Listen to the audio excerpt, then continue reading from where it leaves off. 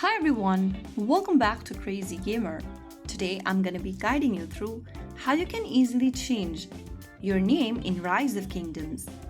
First of all, launch open your Rise of Kingdoms application on your device and make sure you're inside your city.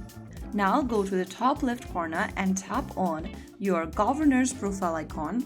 And once you're inside this governor profile, go to the governor name, right where you see the pencil button, and enter a new name you want to change to. After typing down a new governor name, click on confirm.